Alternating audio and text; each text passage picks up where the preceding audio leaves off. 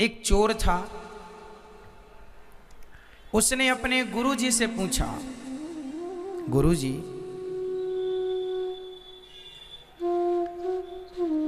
मेरा विवाह कब होगा? गुरुजी ने कहा, बेटा तेरा विवाह तो होगा उस दिन जिस दिन से ठीक तेरा विवाह रात को होगा और सवेरे तुझे फांसी हो जाएगी। जिस दिन तेरी फांसी निश्चित होगी, फांसी निश्चित होने के बाद तेरा विवाह निश्चित होगा। चोर ने कहा कि जब फांसी निश्चित हो जाएगी तो फिर विवाह करेगा कौन? बोले नहीं, ऐसे ही लिखा है तेरे भाग्य में। अब वो चोर तो चोर था, चोरी करना उसने छोड़ दी। चोरी नहीं करूंगा, फांसी नहीं लगेगी।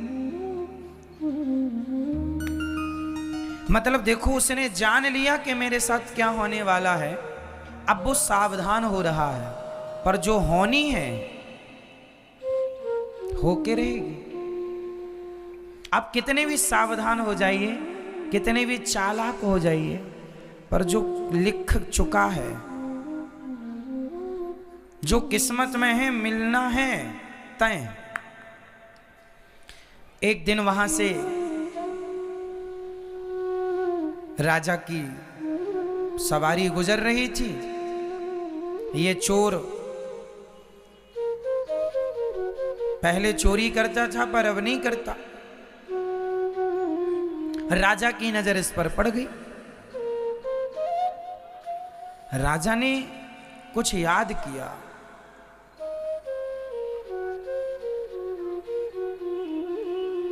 राजा को याद आया, इसने गले में एक सोने का माला पहन रखा था। अब तो सुधर गया था, पर जो चुराया था वो तो था ही ना इसके पास। राजा ने देखा किसके गले में माला है, ये माला तो मेरा है। इसने कभी राजा का माला चुराया होगा। राजा ने पकड़ लिया, बुलाया दरबार में, तेरे पास माला कहां से आया? बहुत गोल गोल बातें की उसने। राजा ने कहा नहीं, ये तो मेरा है। उसने बाद में माना कि हाँ, मैंने आपके राज्य में भी एक दिन आपके महल में भी चोरी की थी, वहीं से ये मुझे मिला। राजा ने कहा तूने बहुत चोरी की है, मेरा भी बहुत नुकसान किया है, कल तुझे फांसी होगी। लो भैया, बेड़ियों में जकड़ गया, जेल में बंद हो गया। सिपाहियों ने कहा कोई इच्छा है तेरी? बोले आखिर इच्छा यही है, जेल के अंदर ना रखो, पूरी रात मुझे जेल के बाहर रखो ताकि खुली हवा मिलती रहे मुझे। संयोग वो बाहर था जेल के, सड़क में एक पेड़ के नीचे बैठा था कि तभी एक माँ और बेटी वहां से गुजरी। एक माँ और बेटी जब वहां से गुजरी तो सिपाही ने पूछा तुम कौन हो? उन्होंने कहा भैया हम इस शहर में, इस नगर में नए नए आए हैं, बड़े गरीब हैं, कुछ काम मिले तो पेट भर रोटी मिल जाएगी। चोर वहीं था, सुन रहा था। बड़ी प्यास लगी है, चोर ने पानी मांगा तो उस माँ ने उसे पानी पिलाया। चोर ने कहा कि ये तुम्हारी बेटी है? हाँ मेरी बेटी है। क्या चाहती हो तुम? बोले कोई नौकरी मिल जाए, कोई सब ठीक हो जाए, गरीब हैं बड़े, खाने को व्यवस्था नहीं है। पर तुम कौन हो? बोले मुझे कल फांसी पर लटकना है, मैं चोर हूं। पर सुनो, मैं तुम्हारी गरीबी मिटा सकता हूं। कैसे? बोले मैं चोर हूं, मैं तो कल मर जाऊंगा, पर मैंने कुछ धन गड़ा रखा है जगह पर। यदि तुम अपनी बेटी का विवाह मेरे से कर दो तो मैं सारा धन से पता बता दूंगा और तुम धनवान हो जाना। तो लड़की की मां ने कहा, चोर, मैं अपनी बेटी का विवाह तेरे से कर भी दूं और तू मुझे धन भी बता दे, मैं धनी भी हो जाऊं, तो बता इसमें तेरा लाभ क्या है? एक रात के लिए तू किसी का पति बन, इसमें क्या लाभ है तेरा? चोर बोला, रोते हुए बोला, मेरा एक ही लाभ है। क्या? बोले, जब मैं मर जाऊंगा, मेरे मरने के बाद ही सही मेरा बच्चा होगा। यदि मैं इसका पति बना तो बच्चा होगा, और बच्चा होगा तो वो मुझे पिंडदान देगा। और मैंने कोई ऐसे तो पुण्य किए नहीं कि मेरा उद्धार हो जाए। जीते जी सिर्फ चोरी की है, गलत काम किया है। अब एक उम्मीद है कि यदि मेरी औलाद, मेरी संतान मेरा पिंडदान करती है और वो सही रास्ते पर चलती है, तो उसके पुण्य से, उसके पिंडदान से मेरा उद्धार हो जाए। बस ये लोभ है। लड़की की मां ने लड़की से पूछा, ठीक है? उसने कहा, मां जैसा अच्छा लगे। मां को लगा ठीक है, भटक तो रहे ही हैं, धन मिलेगा, ठीक है।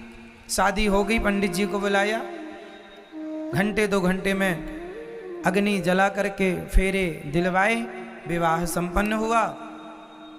एक रात वो अपनी पत्नी के साथ रहा। संयोगवश भगवत कृपा के द्वारा वह पत्नी उसी रात गर्भवती भी हो गई। सवेरा हुआ, सूर्योदय होते ही राजा की आज्ञा के कारण चोर को फांसी पर लटकाया गया। चोर मर गया। चोर तो मर गया, इसे धन भी मिल गया उसकी बताई जगह पर। अब क्या हुआ देखिए, अब जो जीवन में मिलना है वो कैसे कैसे मिलता है, और जो नहीं मिलना वो नहीं मिलता कैसे। ये धनवान हो गए माँ बेटी दोनों। माँ को लगा चलो बेटी का विवाह कर देना चाहिए। इसने फिर बेटी के विवाह का प्लान बनाया। एक लड़का मिला भी, लड़के से कहा, विवाह करोगे? हाँ हाँ कर लेंगे। विवाह किया तो उस लड़के ने, जिसने विवाह किया, संयोग से वो भी एक चोर था। और चोर था तो रात के ही उसने पूरा बोरिया बिस्तर बांधा, इसका सारा धन उठाया, भाग गया। एक चोर ने धन दिया, एक चोर ने धन ले लिया। अब ये जैसे थे फिर वैसे हो गए। धन जाते ही उस धन के गम में ये मां निपट गई। अब अकेली लड़की बची, और लड़की भी गर्भवती। मजदूरी मांग मांग के जैसे तैसे जीवन गुजारा, बच्चा हुआ, बड़ा हुआ। एक दिन एक राजा के बेटे को एक सांप डसने के लिए बिल्कुल तैयार था। इसने देख लिया तो इसने जाकर उसकी रक्षा करने की कोशिश की, पर पहुंचते पहुंचते देर हो गई और डस लिया।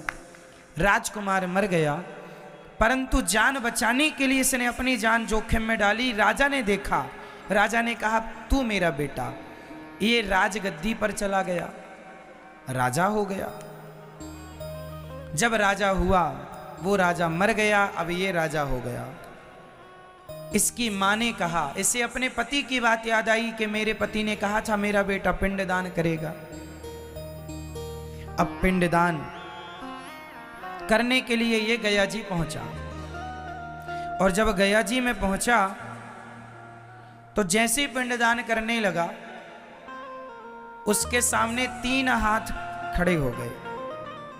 एक हाथ इसके पिता का, एक हाथ उस चोर का जो चुरा के भागा, पर एक रात के लिए वो भी पति तो बना, और तीसरा वो राजा जिसने अपने पुत्र की जगह इसे गोद लेकर अपना राज्य दिया। वो 3 हाथ। अब आप लोग उत्तर दो, वो बेटा उन 3 हाथों में किस हाथ में पिंड दे? बताओ। किस हाथ में पिंड देना चाहिए। उसका असली पिता कौन हुआ? वो राजा जिसने अपना पुत्र बनाकर के इसे राजगद्दी दी, या वो चोर जो रातों रात धन चुरा के भागा, या वो जिसने इसे धन दिया इसकी मां को और पहला विवाह हुआ? बताओ, इन तीनों में उसका असली बाप कौन और वो पिंड लेने का अधिकारी कौन? तीनों हाथ में किस हाथ में वो पिंड रखे? उत्तर दो, जल्दी बताओ। सिर नहीं, बताओ, पहला, दूसरा या तीसरा? तीनों में किसके हाथ में वो पिंड रखे? फर्स्ट, सेकंड, थर्ड, आप बताओ। तीसरा, इनकी तरफ से तीसरा, आपकी तरफ से पहला, और किसकी तरफ से क्या बोलना है? अच्छा, दूसरा भी? दादाजी कह रहे हैं दूसरा भी है, जिंदाबाद। तीसरा सही उत्तर है पहला। क्यों? क्योंकि वही इसका असली बाप है। और भले वो मर गया सवेरा होते ही, परंतु उसी ने संकल्प, उसी ने सपना देखा था कि मेरा पुत्र मेरे लिए पिंडदान करे। इसलिए बाकी तो सब धर्म के हैं, धर्म में मानते चले गए, धर्म की बेटी, धर्म का बेटा, ठीक है, उनके भी अपने कर्तव्य हैं, ठीक है, पर पहला पिंड लेने का अधिकारी वही है। बाद में फिर ये किसी को भी दे, कोई आपत्ति नहीं। अर्थ क्या निकला इस कहानी का? इस कथा से ये सीख मिली कि हमारे जीवन में कितना भी उतार और चढ़ाव आए और आएगा, कब आदमी राजा से रंक हो जाए और कब रंक से राजा हो जाए, तुम्हारी किस्मत ना हम तय करते हैं ना पड़ोसी। आपकी किस्मत, आपका भाग्य आप स्वयं बनाते हैं। और जो आप यहाँ बैठे हैं, आपका भाग्य पहले ही लिख चुका है कि आपको ये आगे मिलेगा। इसलिए जो मिल रहा है वो हमारे कर्मों का फल है और भगवान की कृपा से उसे लेकर प्रसन्न ही रहना चाहिए, ये समझदारी है। जय श्री राधे राधे भक्तों, जय श्रीमन नारायण। गुरुजी महाराज ने इस वीडियो में कैसे बताया कि एक चोर ने जिंदगी में क्या क्या हुआ और कैसे कैसे हुआ। जय श्री राधे राधे।